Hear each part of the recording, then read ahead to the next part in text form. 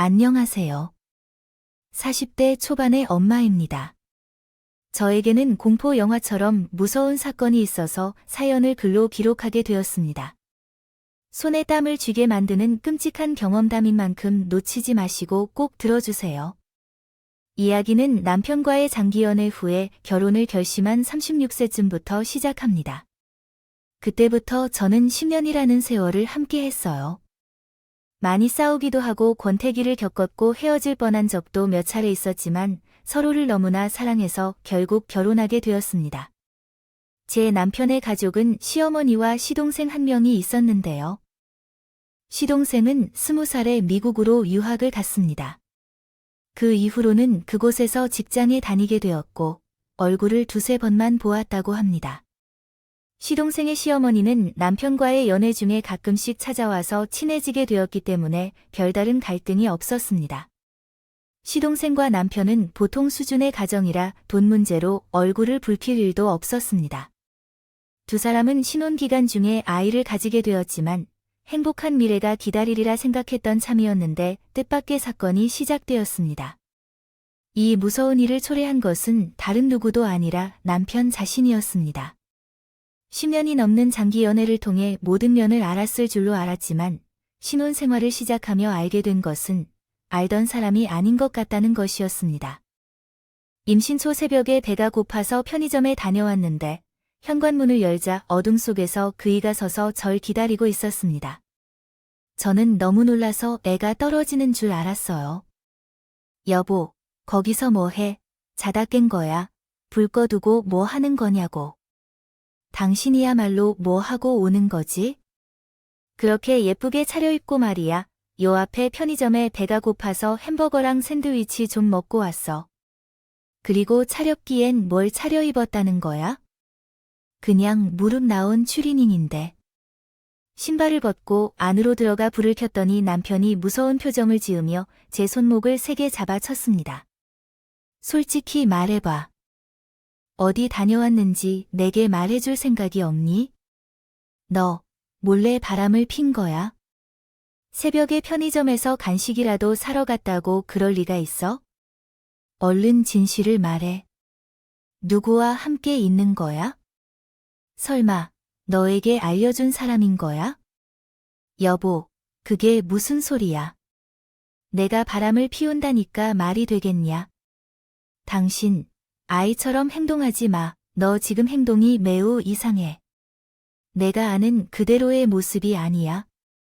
잠이 제대로 깨지 않았거나 좋지 않은 꿈을 꾼 게 아닌가? 돌려 말하지 마. 누구와 함께 있는 거야? 고백하라. 그렇지 않으면 오늘 밤 잠 못 이룰 거야. 흥분한 남편이 얼마나 세게 내 손목을 붙잡고 있으면서 뿌듯해하고 있는지 알아? 현기증이 일어나고 있어. 놓아달라고 소리쳐도 그는 한 번도 움직이지 않았고 차가운 눈으로 나를 응시했어요. 즉시 외도를 한 상대를 제시하라고 요구했을 때 나는 분노와 억울함에 눈물을 흘리며 절대 아니라고 대답했습니다.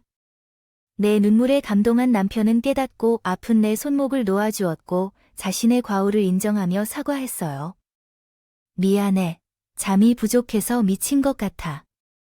왜 이런 짓을 했는지 모르겠어. 많이 아팠어. 가라. 너 정말 무서워. 오늘따로 자서 내 옆에 오지마. 새벽에 편의점에 가다 험한 대목을 만나서 조용히 하룬을 지새웠어. 결국 졸지 않은 채로 아침이 밝아져 버렸어요. 잠에 들었습니다. 남편은 며칠 동안 미안하다고 사과했고 다시는 그런 행동을 반복하지 않겠다고 약속했어요.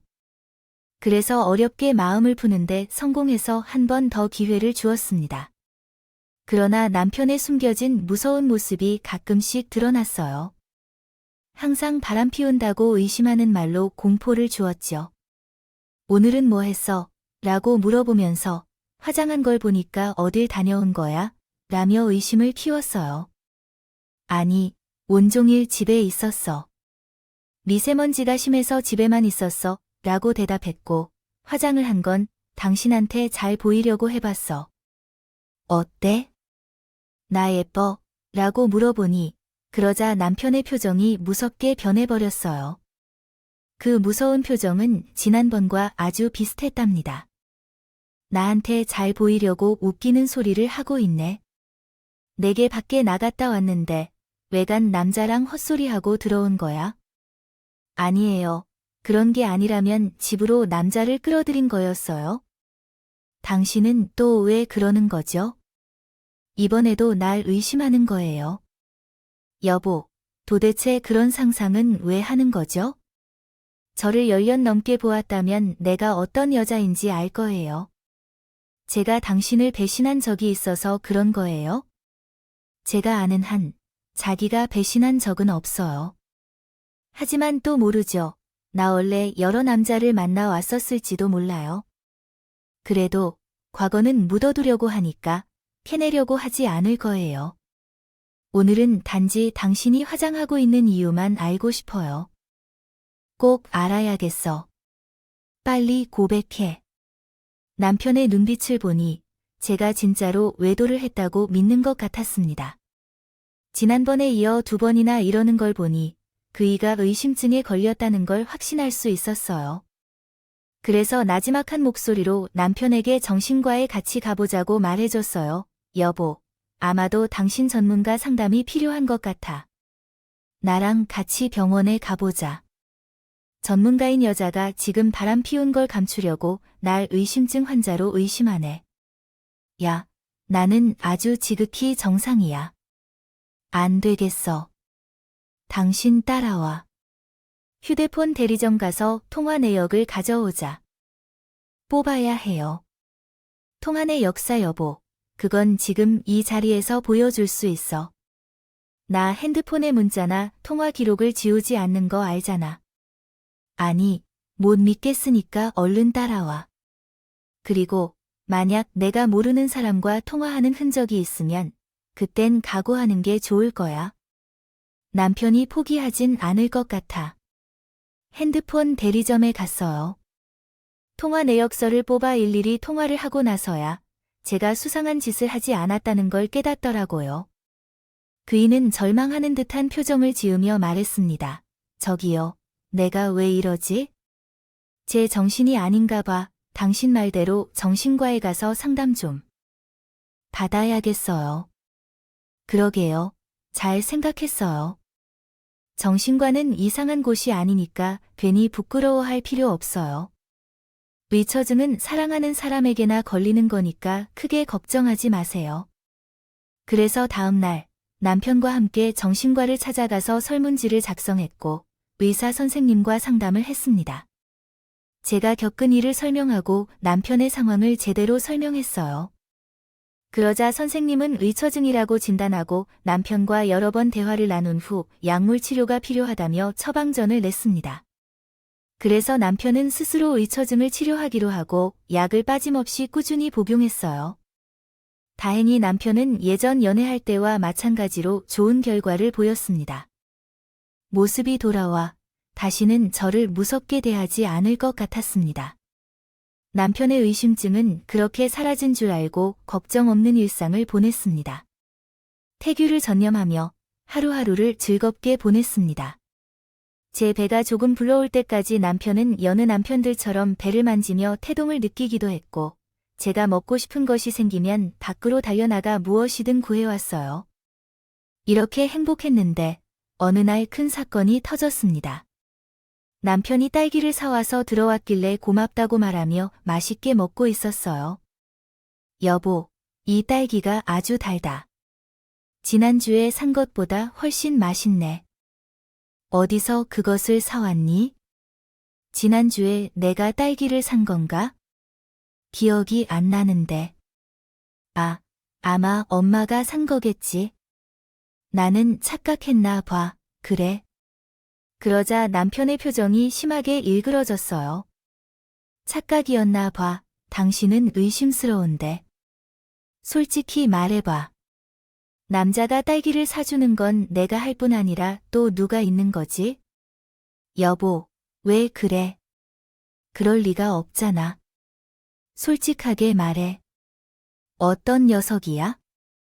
뭐 하는 꼴인지 말해봐. 남편은 정신과 약을 잘 챙겨 먹고 있었는데도 분노를 조절하지 못하고 의심하는 병이 계속 남아 있었어요.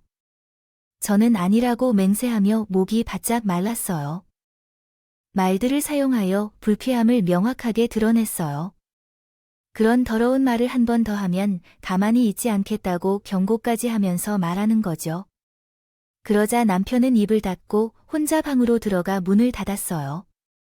그는 의심의 말을 아껴 썼지만 눈빛과 표정은 계속해서 저를 의심하고 있는 것 같았습니다. 그래서 전 스트레스를 받았고 임신 중임에도 입맛이 떨어져서 잘 먹지 못했어요. 또한 돌변해서 저에게 겁을 주지 않을까봐 걱정했어요. 그런데 2달 뒤 배가 더 불러왔을 때 끔찍한 사건이 찾아왔습니다. 친정 엄마가 보양식을 해주신다 해서 친정에 다녀왔는데요.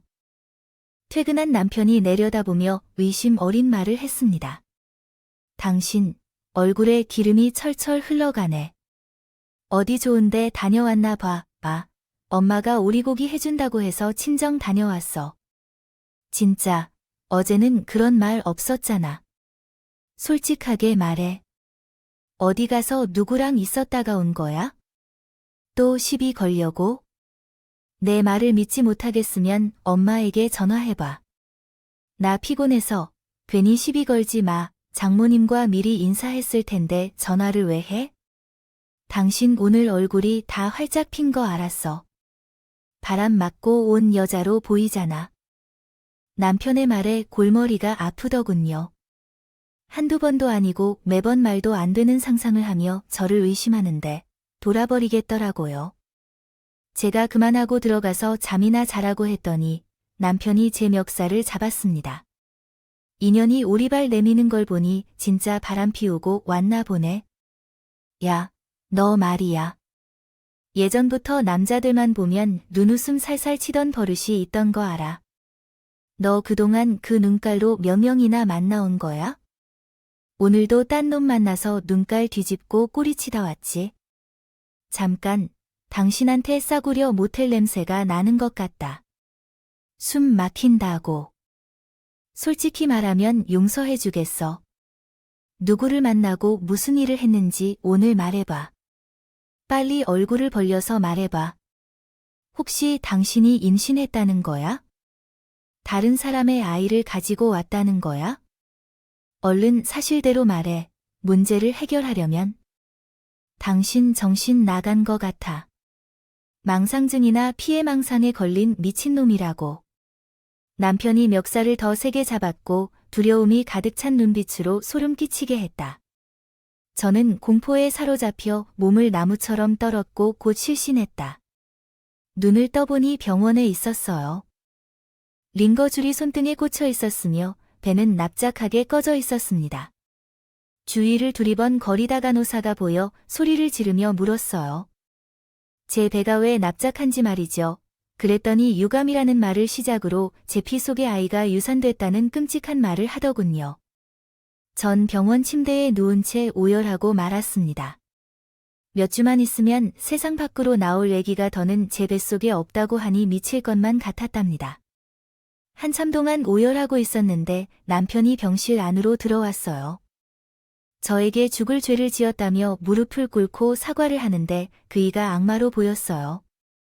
이제 더 이상은 이해하고 싶지도 않았고요.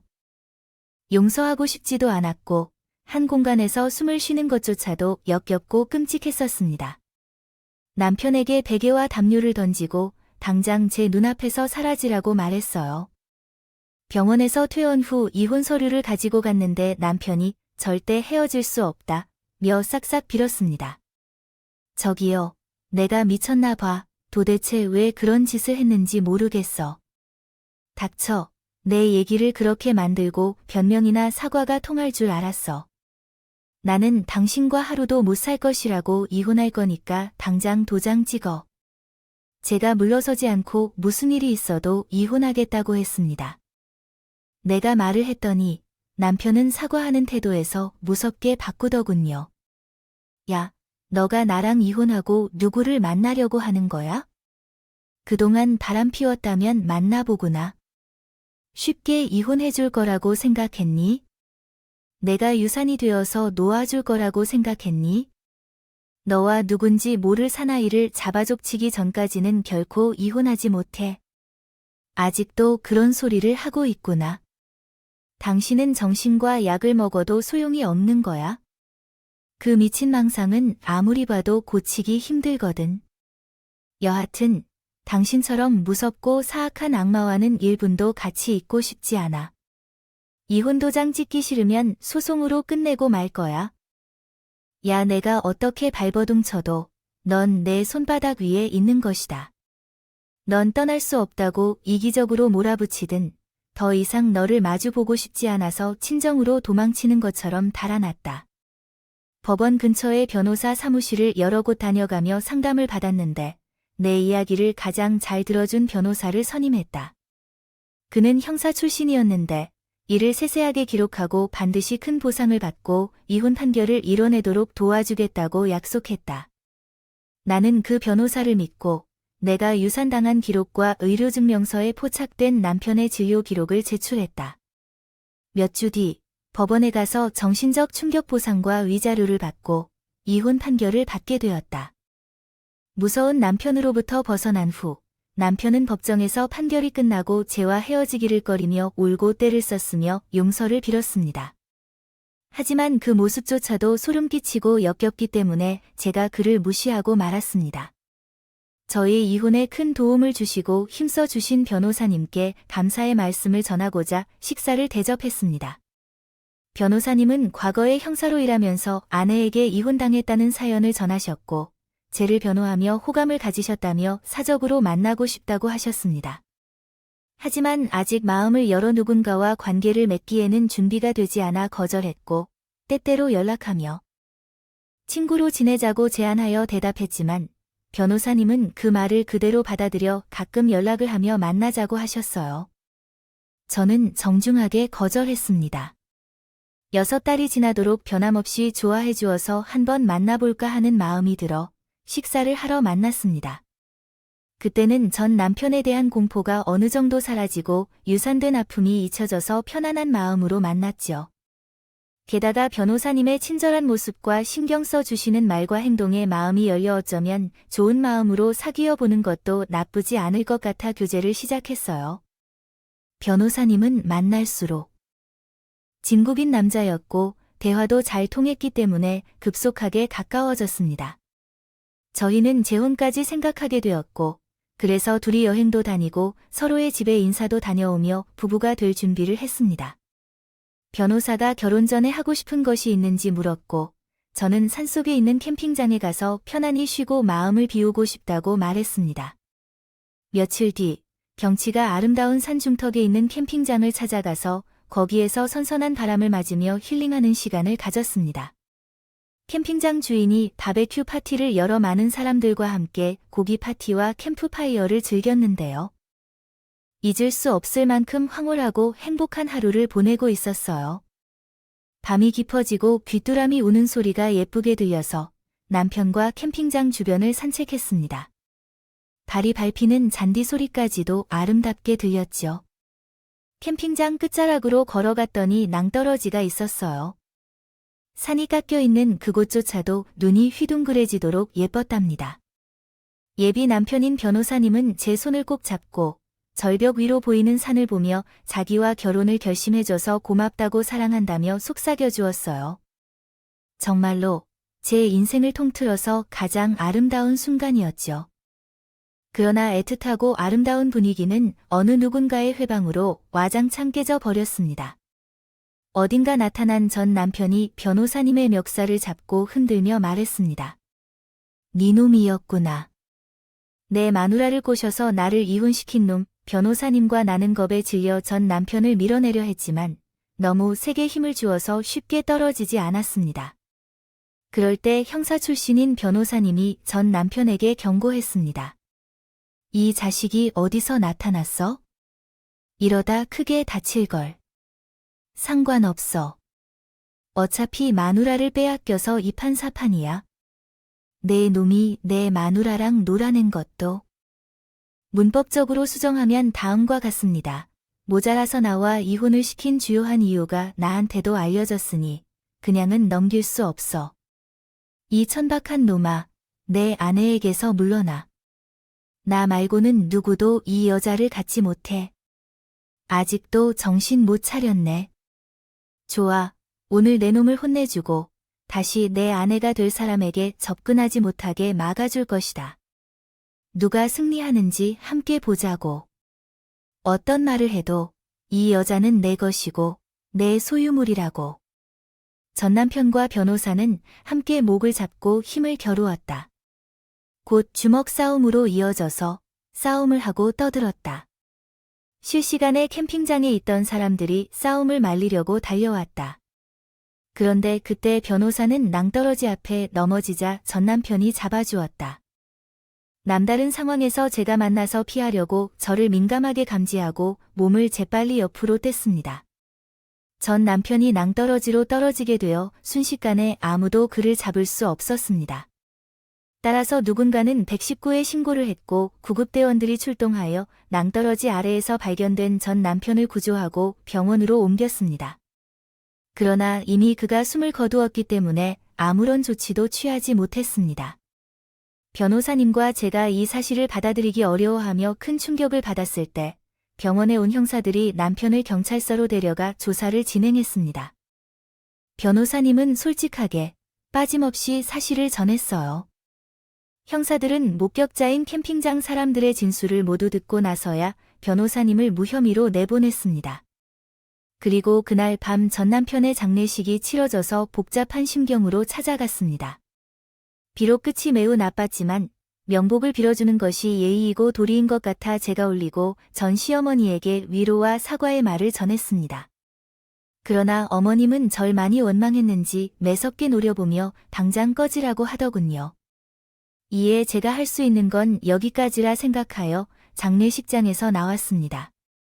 한동안 충격에서 빠져나오지 못해 변호사님을 만나는 걸 자제하며 일상생활을 함께하지 않으려 했습니다. 변호사님도 사람이 사망한 사건을 겪어서 굉장히 고통스러워했었어요. 저희는 약 1년 동안 헤어져 있었다가 서로를 잊지 못하고 결국 다시 만나게 되었어요. 그래서 다시 사랑에 빠져 결국 재회하게 되었고 그 후 얼마 지나지 않아 결혼을 하게 되었죠. 과거를 모두 잊고 새로운 시작을 약속하며 두 번째 결혼식을 올렸어요. 상대방이 나에게 프로포즈를 해준 순간 지난 힘들었던 시간이 떠오르면서 미래의 행복한 날들이 그려지며 눈물이 흘렀어요. 자기야, 고마워. 날 선택해줘서. 우리는 잘 살 것 같아요. 그래서 나는 평생 당신을 지켜줄 거야. 아무도 당신을 괴롭히게 하지 못하도록 도와줄 거예요. 그러니까 모두 잊고 행복하게 살아요. 둘이 함께 보내는 시간들이 모두 즐겁고 행복했었어요. 연애할 때보다 더 잘해주고 사랑해주니까 더 이상 바랄 게 없었어요. 열심히 사랑하다 보니 다른 기쁨도 찾아왔어요. 아이를 임신했어요. 과거에 유산을 겪었을 때는 아이를 가질 수 없을 거라고 생각했었는데 다행히도 하늘이 길을 열어주었는지 기적 같은 일이 일어났어요. 건강하고 사랑스러운 딸 아이를 낳게 돼 엄마로서의 새 삶이 시작됐어요. 남편은 아버지가 되었다며 행복해했어요. 손님을 가리지 않고 다 받는 태도 덕분에. 주말에도 출근해요. 그런데 바쁘지만 행복한 시간을 보내고 있었던 어느 날 이상한 전화가 왔습니다. 아무 소리도 없이 속삭이는 듯한 비웃는 소리만 나오다가 바로 끊겼어요. 한 달에 한 번씩 번호를 바꾸며 전화가 걸려와서 비웃는 목소리만 들려줬답니다. 그 전화를 녹음해서 경찰에 신고하고 기다렸지만 발신자의 핸드폰이 대포폰이라서 잡기 어려울 것이라는 통보를 받았어요. 그래서 제 핸드폰 번호를 바꾸고 모르는 번호는 받지 않았어요. 그 장난 전화는 세월이 흐르며 잊혀졌어요. 5년 후 건강하고 자란 아이가 유치원에 들어갔고 남편은 한결같이 열심히 살았습니다. 그러던 어느 날 딸을 유치원에 놓고 집안일을 하고 있었는데 모르는 번호로 전화가 걸려왔어요. 평소라면 무시하고 넘어갈 일이었겠지만 그날은 모르게 전화를 받았답니다. 여보세요. 잘 지내셨어요? 누구세요? 누군지 모르는 남자가 자신이 누구인지 말했어요. 나야, 낭떠러지에서 떨어진 당신의 남편. 여보, 새 남편과 아이를 낳고 잘 살고 있어. 나를 죽였음에도 잘 사는 걸 보니 서운하지 않아? 너무 놀란 나는 비명을 질렀습니다. 당신 누구세요? 누구 때문에 이런 장난 전화를 걸었어요? 경찰에 신고할 거예요. 그래요. 마음대로 하세요. 그래봐도 날 찾을 수 없겠죠. 여보세요. 당신 딸이 천사유치원 사과반이 맞죠? 그 애가 내 딸이었으면 좋았을 텐데 많이 아쉽네요. 여보세요. 당신 딸 말이에요. 지금 같이 사는 변호사, 정말로 당신 딸 맞아요? 또 바람 피워서 다른 사람의 자식을 빼앗아간 건 아닌지 궁금하네요. 당신은 누구세요? 내 전 남편은 이미 돌아가셨어요. 누구 때문에 이런 미친 장난을 하는 거예요? 무슨 그런 섭섭한 말을 하는 건지요? 난 아주 건강하게 잘 살고 있어. 그래서 곧 다시 전화할게. 내가 너를 지켜보고 있음을 잊지 말아줘. 그리고 사랑해. 전화를 끊으며 소리를 지르고 경찰서로 바로 가서 신고했습니다. 미친 소리를 할 때 녹음을 해놓은 터라 증거를 남길 수 있었어요. 그러자 경찰이 사건을 접수하고 돌아가 기다리라고 연락하기로 했다고 하더군요. 내가 곧 그 미친 놈이 잡힐 거라 생각하며 일상을 보냈지만 나에게 전화를 건 놈은 대포폰으로 전화를 걸기 때문에 잡기가 어려울 것 같아. 생각해보니 몇 년 전에 비웃는 목소리를 내다가 전화를 끄는 놈이 생각나네. 둘 다 같은 사람이고 남편과 관계가 있다고. 인물일 거라는 예상이 들었습니다. 경찰은 이어서 수사를 계속할 것이라는 말을 하고 전화를 끊었습니다. 그런데 모르는 번호가 바뀌어가며 계속해서 전화가 걸려왔습니다. 제가 핸드폰 번호를 바꿔도 여전히 전화가 걸려왔습니다. 그래서 따끔하게 욕이라도 해주려고 전화를 받았어요. 여보세요. 오늘은 전화 받아줬네. 여보, 나야. 왜 내 전화를 피하는 거야? 핸드폰 수십 대를 차례대로 당신에게 전화를 하고 있었는데 말이야. 여보, 아직 살만하지. 남편이랑 애기랑 알콩달콩 하는데 이 정신 나간 도라이야. 너 누구야? 비겁하게 숨어서 이런 더러운 짓을 하는 거야? 안녕하세요. 그렇다면 다음은 수정된 한국어 문장입니다. 여보, 나라니까 내 목소리를 못 알아듣는 거야? 이거 서운한 걸 아직도 내가 죽었다고 생각하고 있는 거야? 그러고 보니 목소리가 전 남편과 흡사하게 들렸습니다. 그런데 억지로 흉내를 내는 것을 느끼고 있어서 누군가의 장난이 확실하다고 판단했습니다. 넌 내 전 남편이 아니야. 내 두 눈으로 그 인간이 저 세상 간 걸 확인했다고. 그리고 내 놈이 성대모사 하고 있다는 것을 확실히 알 것 같아. 그래서, 그럼 이건 어때? 당신과 내가 처음 만난 장소를 맞추는 거 말이야. 우리가 대학로에 있는 중국집에서 짬뽕 먹은 거 기억하지? 그때 당신이 짬뽕면만 다 건져 먹고 국물은 남겼잖아. 당신이 남긴 짬뽕 국물 대신 먹었을 때, 그때 당신에게 잘 보이려고 했었지요. 이야, 추억이 떠오르네요. 그래도 제가 당신의 전 남편인지 아닌지에 대해 그는 말한 대로 사실인 것 같아요.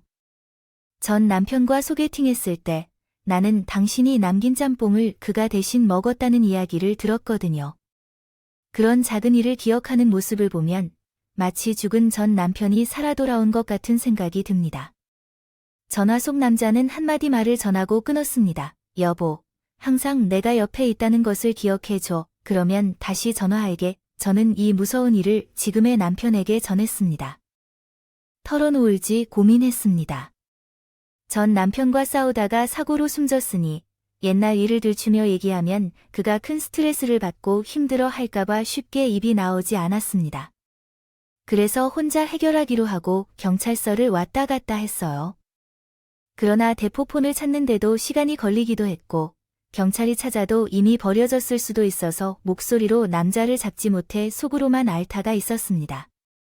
어느 날 남편이 주말을 쉬게 하고 중국 요리를 함께 주문해서 먹었습니다.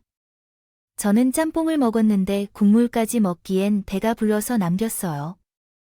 그러던 중 남편이 짬뽕 국물 그릇을 들고 가져가며 말했습니다.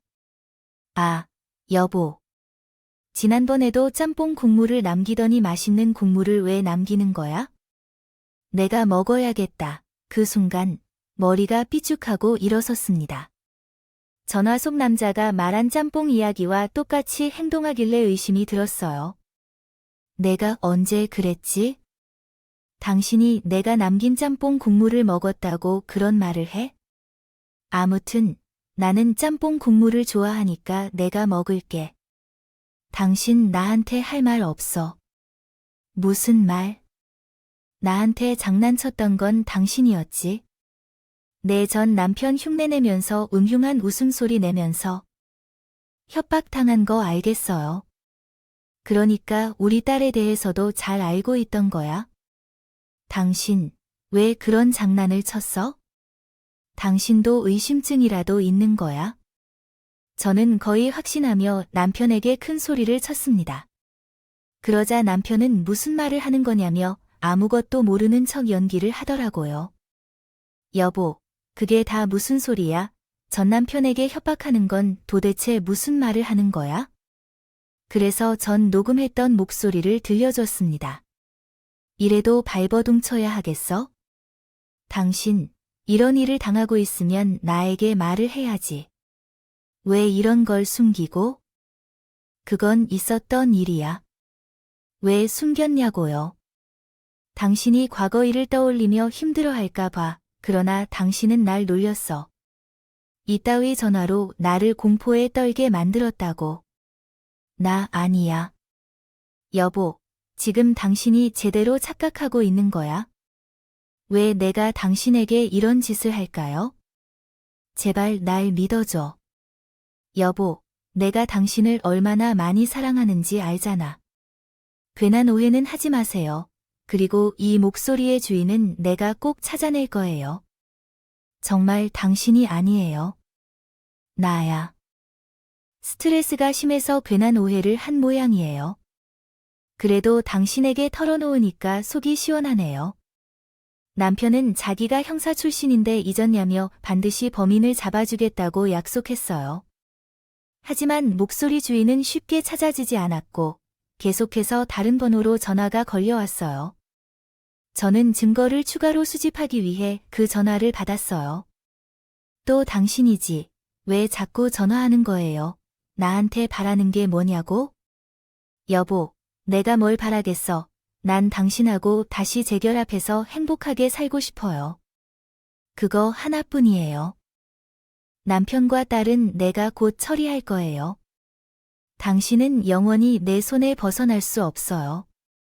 아차, 오늘 아침에 된장찌개 냄새가 정말 죽이더라고요. 당신의 요리 솜씨가 여전해서 감동이었어요. 정신 나간 사람아, 너 정말 변태야, 스토커야. 경찰이 곧 널 잡을 거니까 각오해라, 이 또라이야. 그렇게 악을 쓰며 전화를 끊었지만 너무 겁이 나서 집에 혼자 있을 수가 없어졌어요. 어딘가에서 나를 지켜보고 있는 것 같았어요. 범인은 아직 잡히지 않았고 제 스트레스와 공포는 날이 갈수록 더 커지고 있어요. 나중에는 제 귀에 환청이 들린 것 같았습니다. 미친 듯한 목소리가 들려와서 귀를 막기 힘들었어요. 심지어 그날 이틀 동안도 계속되었죠. 그래서 정신과를 찾아가서 신경안정제를 처방받아 먹었지만 큰 효과를 보지 못했습니다. 공포에 휩싸여 매일을 겨우겨우 견뎠어요. 어느 날 늦게 일어나서 남편을 도와주지 못한 게 미안했습니다. 서둘러 일어나 현관으로 나가는 남편에게 조심히 다녀오라고 인사를 건넸어요. 여보, 미안해. 늦게 일어나 잠을 터먹었네. 조심히 다녀와. 요즘 정말 힘드니까 스트레스가 많겠지. 잘 수 있는 기회에는 더 자도록 하고 그 놈들에게 똑같이 응전해줘. 잡을 테니까 너무 걱정하지 마. 그런데 오늘 된장찌개 냄새가 죽이네. 다른 집에서 끓이고 있나 봐. 내일은 꼭 당신이 된장찌개 끓여줘. 남편은 그 말을 하고 희죽거리며 나갔는데 저는 소름이 끼쳐서 바닥에 주저앉고 말았습니다. 전화 주인이 하던 말과 너무 비슷하게 했으니 말이죠. 지난번에 남편을 괜히 의심했었는데 이제 보니 그가 범인이라는 게 확실해졌습니다. 저를 공포에 몰아넣고 벌벌 떨게 한 주범이 남편이라는 것을 알게 되자 그 집에서 1분도 머물고 싶지 않았습니다. 그래서 아직 자고 있는 딸을 깨워서 그 집에서 나왔어요. 먼저 경찰서를 찾아가 남편이 의심을 품고 있는 얘기를 해줬다고 말씀하셨으면 저에게 전해줬어요. 짬뽕 국물과 된장찌개에 관한 얘긴 그 말이죠. 경찰은 머리를 갸웃거리며 의아해했지만 남편을 철저히 조사해 볼 것이라고 대답해 주셨어요. 그리고 저는 딸을 데리고 사건이 해결될 때까지 친정에 있기로 했습니다. 다음 날 남편이 경찰서에 가서 조사를 받았는데 무혐의로 나왔다고 하더군요. 경찰이 제가 오해를 한 것이라고 전화를 줬지만 그때부터는 아무도 믿지 못하겠다고 했어요. 그날 저녁에 남편이 친정에 찾아왔는데 저는 엄마에게 문을 절대 열지 말라고 했습니다. 아직 의심이 확고하다고 믿고 있습니다. 그 사람의 일을 피하려고 노력했어요. 그는 하늘을 봐도 집으로 돌아갔고 제게 전화와 문자를 보내면서 자신이 결백하다고 말했어요. 하지만 저는 아무도 믿을 수 없어서 당분간 연락을 끊고 조용히 지내달라고 했어요. 적어도 범인이 잡힐 때까지 집에 돌아가는 게 안전할 것 같다고 말했어요. 그 사람은 한숨을 내쉬며 전화를 끊었는데 그 한숨 소리가 범인의 숨소리와 닮았습니다. 저는 미쳐가고 있는 것 같았어요. 다음 날 친정엄마가 제 심경이 복잡하다는 걸 알아주셔서 절에 가서 하루를 쉬고 오라고 하셨어요. 부처님께 믿음을 갖고 제 마음의 짐을 조금씩 내려놓으면 좋을 것이라고 말씀하셨어요. 그 말에 제 안전과 멘트하고 싶어요. 치유를 위해 산중턱에 위치한 절에서 템플스테이를 신청했습니다. 거기서 이틀 정도 머물면서 심신안정을 되찾을 것으로 믿고 혼자 올라갔습니다. 첫날 부처님께 천배를 올리며 저를 공포에 빠뜨린 범인이 누구인지 빨리 잡히도록 간절히 기도했습니다. 남사람이 흠뻑 젖은 저는 저녁 공기를 마시기 위해 사찰 주변을 산책했습니다. 개미 한 마리도 보이지 않아 안심하고 걷고 있었는데 잠시 후 누군가가 내게로 뛰어오는 것을 보았습니다. 그가 얼굴을 보니 바로 변호사인 내 남편이었습니다.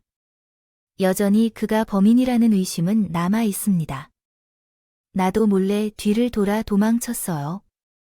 그러자 남편이 소리쳤어요. 여보, 멈춰. 당신에게 할 말이 있어 중요한 얘기야. 닥쳐, 정신병자야. 날 전화로 괴롭히는 게 모자라서 여기까지 쫓아온 거지.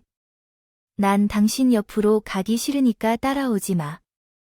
그게 아니라, 여보, 조심해. 거긴 낭떠러지야. 한 귀로 흘려버리고 계속해서 도망쳤습니다.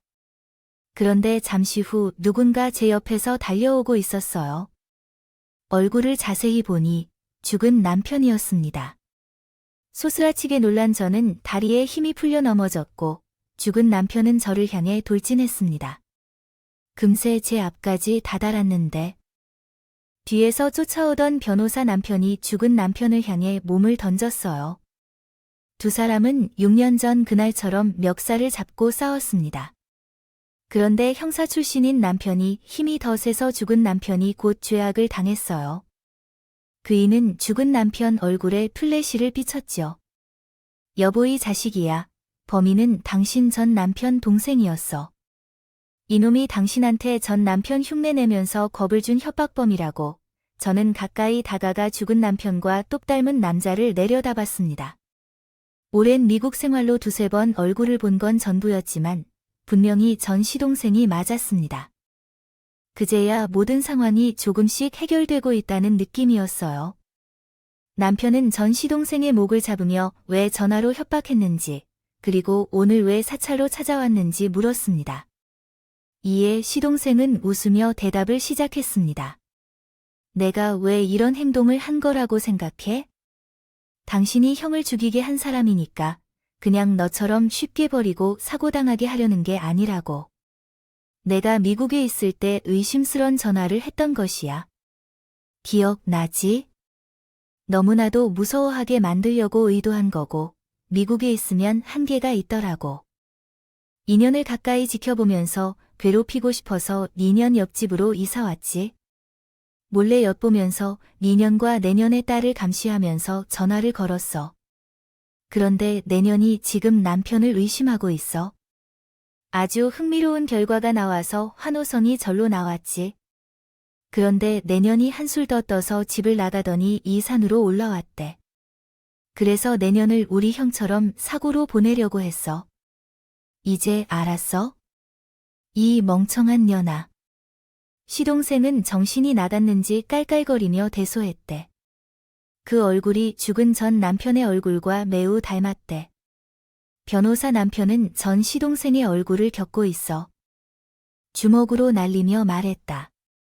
이 개자식아, 우리 가정은 거의 무너질 뻔했어.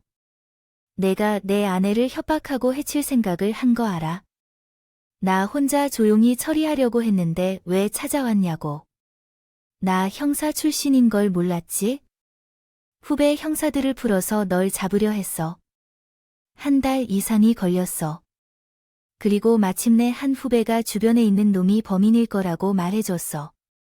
그리고 내가 한 일이 아주 크게 우리 가족을 흔드는 일이라는 걸 알아. 내가 너나 혼자 처리할 수 없는 일을 한 거야. 조사하다가 우리 옆집에 이사를 옮겨 조용히 살고 있다는 것을 알았어. 그리고 널 추격하다가 이곳까지 따라왔다는 거야. 이야, 똑똑한 형사가 하셨네. 형님, 다행히 형수를 구했어. 축하해.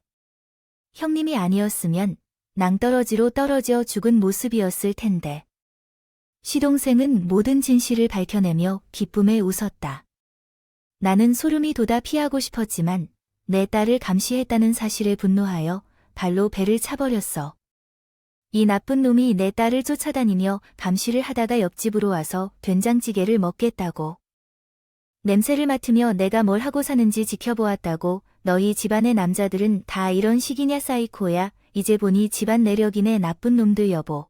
그만해. 지금 후배 형사들이 오고 있어. 이놈은 곧 감옥에 갈 거야. 법의 심판을 받아 다시 당신에게 헛된 짓을 못할 거라고 하니 아직 멀었어. 그동안 내가 받은 공포를 그대로 돌려주겠어. 그리고 난 당신까지 의심했다고. 오늘 이놈이 잡히지 않았으면 당신에게서 멀리 도망갔을지도 몰라 하자. 그이는 조용히 한 걸음 물러났고 나는 시동생을 걷어차려도 말리지 않았습니다. 실컷 해준 후 그나마 속이 시원했다. 이윽고 형사들이 사차 입구로 달려나오며 시동생의 손목에 손톱을 파고들며 상황을 조정했습니다. 그리고 남편과 둘이 남았고 사과를 했습니다. 여보, 의심해서 미안해. 나도 범인이 내 주변에 있는 사람이라고 생각했고 당신의 말투가 범인과 비슷해서 오해했어. 아무리 복잡하고 무서워도 당신을 의심해서는 안 됐어. 미안해, 여보. 아니야, 충분히 이해해. 그래서 장모님께서 템플스테이에 갔다는 얘기를 듣고 일부러 찾아오지 않으려고 했어. 당신이 혼자 있는 게 좋을 것 같아서 말이야. 그런데 그 아이가 위치를 파악하고 있는 것 같아요. 나 올바르게 들어왔어 자기야.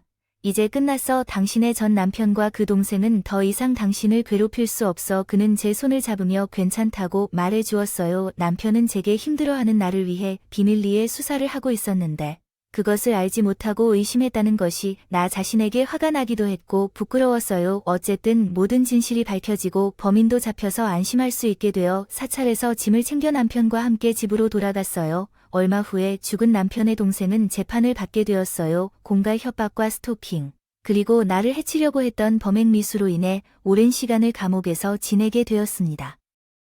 썩으라는 판사님의 선고가 내려졌다. 시동생은 법원에서 끌려나가며 복도에서 마주친 저에게 말했어요. 어이 형수, 이게 끝이라고 생각하지 마세요. 나중에 우리 형이 당한 고통을 똑같이 돌려줄 테니까. 이 또라이 사이코샷이 끝까지 협박이네. 야, 나도 너한테 협박 좀 하자. 넌 감옥에서 편하게 지내지 못할 거야. 누군가 널 공격할 테니 뒤를 조심하는 게 좋을 거야. 왜냐면, 재수자를 사서 날 끝장내려고 우리 형한테 했던 것처럼 똑같이 보내버리려고. 이 사탕 같은 년, 누가 이기는지 해보자고 시동생이 비웃으며 말했다. 변호사 출신인 내 남편이 나를 강하게 두드렸습니다. 이 사람은 아직도 깨닫지 못한 것 같아. 얘야, 이 놈아. 넌 모범수로서도 나오지 못할 거야. 평양을 뒤적이고 나오면 내가 널 감시할 테니까. 아니, 어머니는 혼자 살면서도 내가 하는 짓을 따라할 수도 있겠어. 어때, 더러운 놈아. 넌 우리 엄마를 건드리면 가만 안 둬. 아이고, 흥분하니까 더 해줘야겠네. 그러니까 감옥에서 조용히 썩어서 거기서 편지로 협박하는 생각하지 말라고 말이야. 난 눈에는 눈, 이해는 이해야. 꼭 돌려주는 사람이니까 내 엄마가 무사하길 바라면 내 아내 2번 다시 괴롭히지 마. 그이가 하는 말은 진심이 아니었어요. 시동생을 절대 괴롭히지 못하게 만들려고 이러한 말을 한 거죠. 시동생은 결국 자기 엄마를 건들지 않으면 저를 놔주겠다고 하더군요. 사이코도 효작이나 한가 보더라고요. 그렇게 시동생은 교도소로 옮겨져 수감 생활을 하게 됐고, 저와 남편은 평온한 가정으로 돌아가 이전처럼 평범하게 살게 됐습니다. 제가 겪은 이 호러 영화 같은 사연이 정말 무섭고 놀랍지 않으신가요? 지금은 시간이 지나 아무렇지 않게 사연을 쓰고 있었는데, 사실 작년 말까지는 정신과 약이 없으면 잠도 못 자고 외출도 하기 어려웠습니다. 힘들게 이겨냈지만 이제 아무도 두렵지 않아요. 그런 말이 있죠. 여자일지라도 엄마는 강하다. 저는 딸의 엄마입니다. 어떤 일이 생겨도 용감하고 현명하게 이겨낼 준비를 다졌어요. 손에 땀을 쥐며 재미있게 들어주시면 여러분의 친구들에게도 꼭 전해주세요. 하나라도 더 제 이야기를 듣고 저를 위로해주는 마음을 품어주신다면 기쁠 거예요. 그러면 여기서 이야기를 마치고 떠나겠습니다. 끝까지 들어주셔서 감사합니다. 청취자 여러분들 모두 안녕히 계세요.